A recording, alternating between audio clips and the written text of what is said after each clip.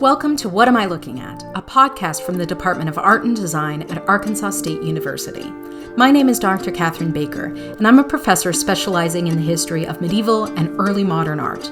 Throughout this series, each presenter will be giving you insight into works of art from across history that are in some way unusual, sometimes strange, sometimes hard to understand.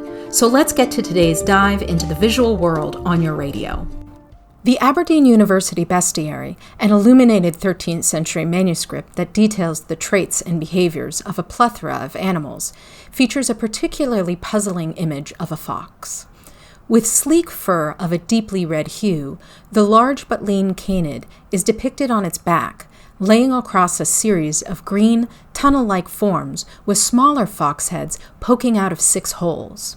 Across the gold background of the composition, numerous birds descend towards the larger fox's prone form. Most depicted with blue, tan, or reddish-orange feathers, a starkly different black and white bird perches on the back legs of the fox's red body.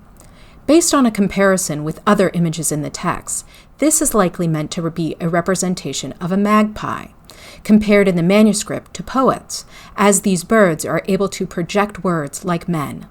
On the opposite end of the beast, 2 overly curious blue and red birds have approached the wide-open mouth of the fox, one even seeming to peck at its tongue. Although the position and lolling mouth would imply the fox is no longer among the living, we can see its eyes are wide open, and the trap has been set and is ready to snap. As in the other entries in the bestiary, the Latin text helps to explain the sometimes odd images we come across amongst the pages of the manuscript.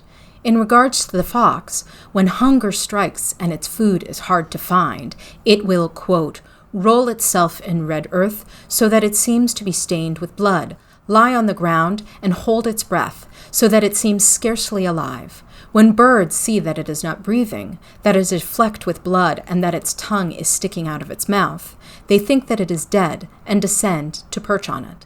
Thus it seizes them and devours them, end quote. An idea that first seems to have been written down by Isidore of Seville, a 7th century scholar and archbishop of this Spanish city.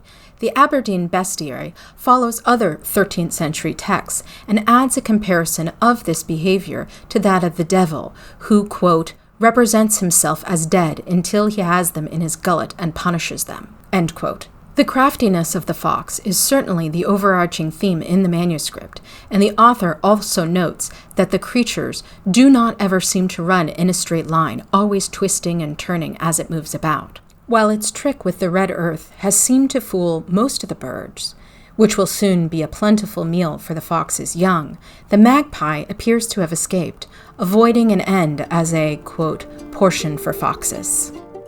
What Am I Looking At is provided by KASU in collaboration with the Department of Art and Design at A-State.